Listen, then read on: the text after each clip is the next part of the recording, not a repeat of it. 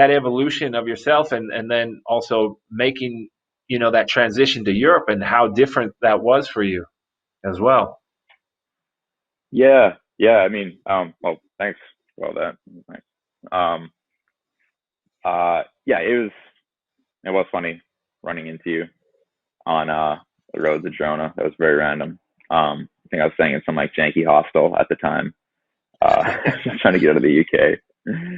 Um, yeah, it's kind of funny because I struggle telling these kids what like how it works because I mean there is no roadmap. It's like, yeah, you could put in 10 years, you could put in 15 years, you could be better than me when I started, but there's no guarantee in this sport that you're gonna make it to like a pro team, especially starting in North America now. There's less and less teams, but I think there's a lot of other intangibles that you can get out of like putting in that work. That work is never wasted. That work ethic is never a waste of time.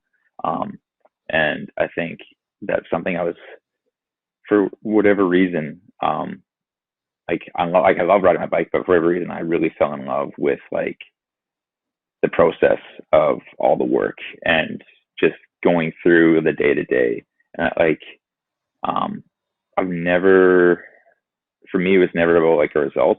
Um, I didn't necessarily want to win, you know, Tour of Utah. Like, that was like the ideal placement, but the goal was always to just be in the best possible position physically as I could be going into the race. So doing the work only made sense.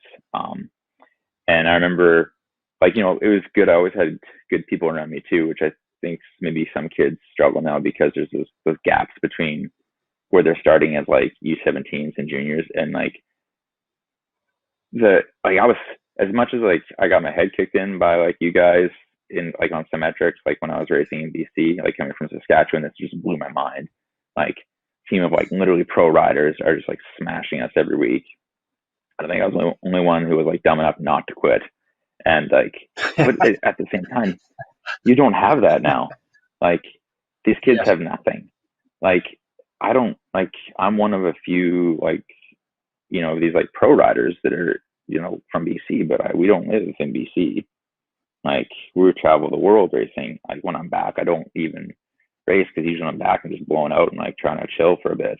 Um, and so you have a bit of a disconnect now. So they're getting like, I think they maybe either get their egos overinflated by like the guys who own the bike shops, or they're like they don't know, they can't ask questions. And like, I'm approachable. You can ask me whatever you want. Like, and I'm happy to answer it. But like, I'm not around, and like reach out to me on Twitter or something. I don't know.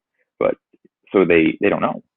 So if you don't know how to get to where you want to go, then how are you supposed to get there? Kind of like watching like cycling news and trying to like figure it out. And each person is Yes. individual, but you do like have like I said, I had good people around me. Like, I had you who kind of went through the Symmetrics and then on to like Garmin and over to Europe.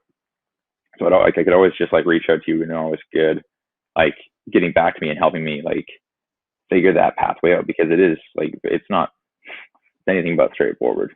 Um, like, time is the biggest thing, and then someone like Seamus and Ryder, when they're back, um, like, for better or worse, they always like help me out in like the big picture. Ryder was like, okay, like, this is a guy I looked up to like since I was like a kid, and it's like it's pretty cool when you can meet someone you've like reading like Villeneuve's like his mountain bike days, and now you're riding with him. Like, so that was really cool there. And Seamus is just like same kind of thing, but I could go riding with him because he was based in Victoria, and he would tell me, it's like, man, takes 10 years. Like, I remember him literally saying like, yeah, 10 years is like the minimum before like everything starts to work. Like, after Yeah. that, like, it all starts to click. But man, like 10,000 hours, and then just all comes together. It's just the endurance sport. And I'm like, 10,000 hours. I'm like, okay, 1,000 hours a year. That's like 700 hours a year more than I do right now. Oh man, this is gonna take a while. But then, but we are watching, and just like anybody else, it's like he just kicked my head in, and like just leave me for dead on the side of the road. And you're just like, oh wow, like this guy's like, and he's been doing it forever, and he's not even like the best one. So yeah, I feel really fortunate in the people I've had around me, because um yeah, they just made me see it's like, even when you think you're like a good person, like good at the sport, um, and I never did think I was like that great, maybe just better than my friends sometimes. Then there's always someone better, always someone better. And I just kept chasing that and like just doing the work and like the process. It's like you can always get better. And I still even see today, like my numbers can go up. Um, and so I just like, I was just like keep chasing the improvement of myself, and then whatever happens on the racing side of things happens. But yeah, it's that, like, I guess at the end of it all, it's a process you have to be in love with for this sport. You can't just chase results, at least for like my style of riding. Like I can't just be focused on like, well, I didn't win, and then it's just the whole world comes undone. It's bike racing. Someone's better than you. That's like you, you can't control, or you crash, or you flat, or you have an ice sock fall in your cassette.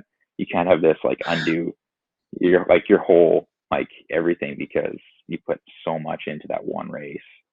Like that just can't be, like, for me that was, it never really worked like that, because like you say, it's such a, like, this is a marathon, it's not a sprint. If you want to be good at bike racing, especially from North America, like, you do not have the channels to start when you're like 8 years old and like funnel you through like the various like feeder teams. Like No, in it's North not a America, very cool like, sport.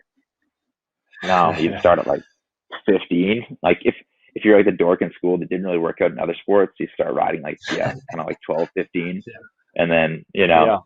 you're like, you're an outcast then, and you just commit to that outcast lifestyle. And it's like, it's sweet. I love it. But like, I definitely wasn't the cool guy in high school doing it.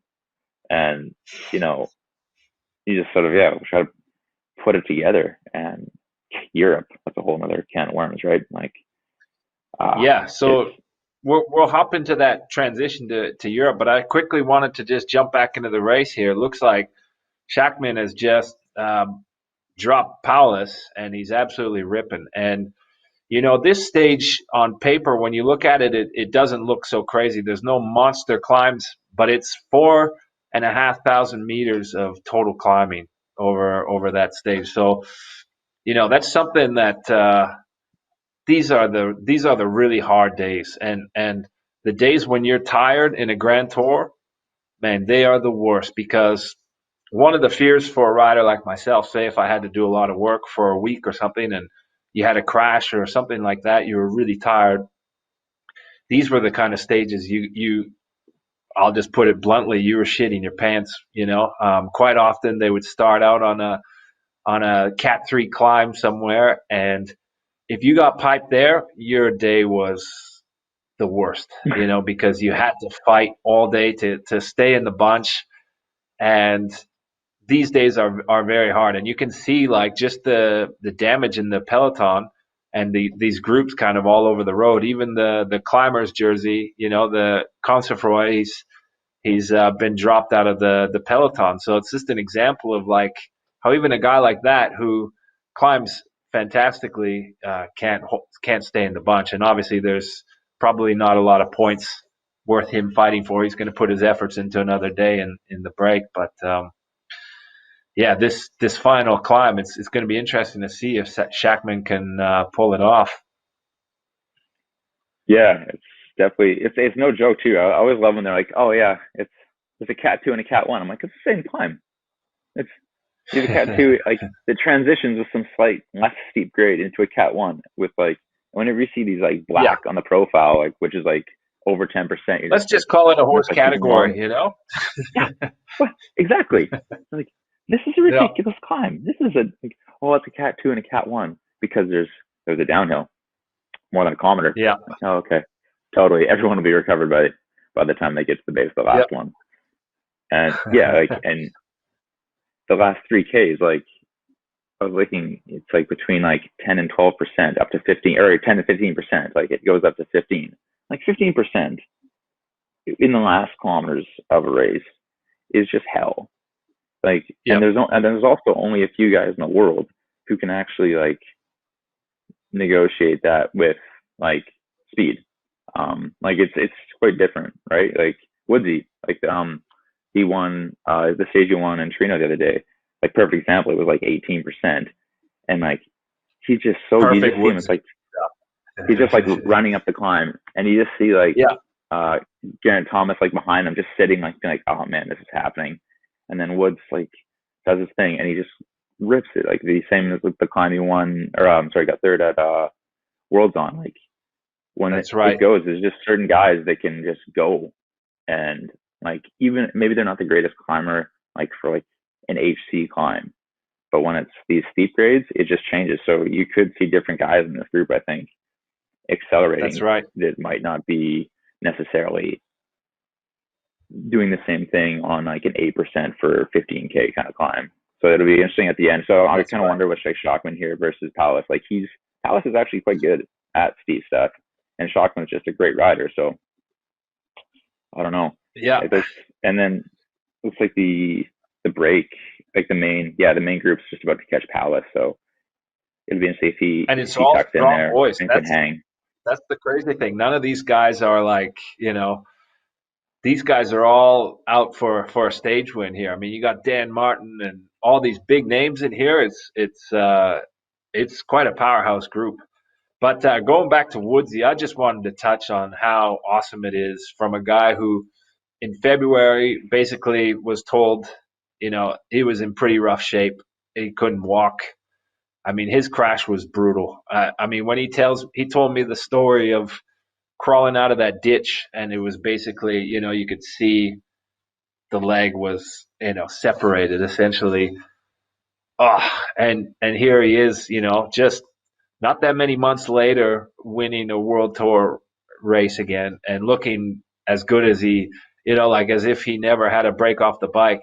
But I think back to his recovery time and his work with Richard Spink in Girona, physiotherapist.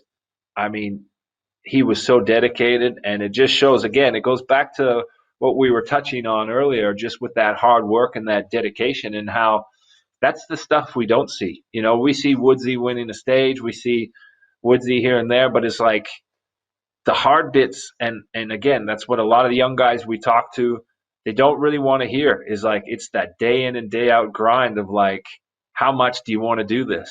And it made me so happy to see Woodsy come back like that and really make his mark again. And I don't know the final of today, but I believe he might have lost the jersey to Simon Yates, whom I believe won the stage. I would have to get those stats, but hell of a job by Woodsy, and I just say hats off to him. He's a fantastic guy, but I'm always rooting for him. Especially as a fellow Canadian. So, Yeah, well, looks like I fully agree. Oh, Martinez is out on the move here. yeah, Um, yeah, I saw Woods. He was like 30 seconds down with a few K to go in Torino, but I think he also kind of alluded to like maybe that could happen. He wasn't like saying like he never spoke as if they were like fully going all in, like or that he was capable, like the team was capable of going all in for the overall. But like man, it's like when people say it, like the term like, oh, it couldn't have happened to a nicer guy, it gets thrown around a lot.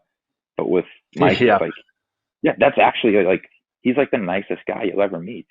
Like if I that's shoot him, right. like we're not super tight, and I'll shoot him a note, and he'll respond to me, within a day.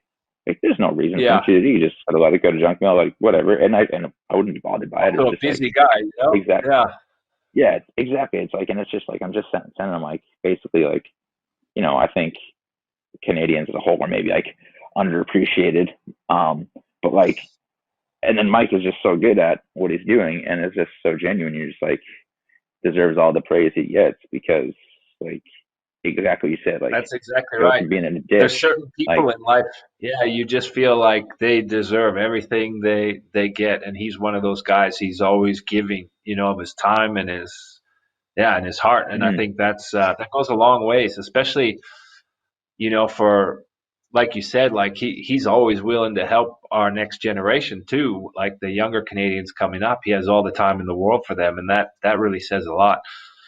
But again, just jumping back to the race again, just seeing Alaphilippe drop from this group on a stage that a guy like him could possibly win. It shows the difficulty of a 4,500 meter day, and I'm sure that's something you can attest to.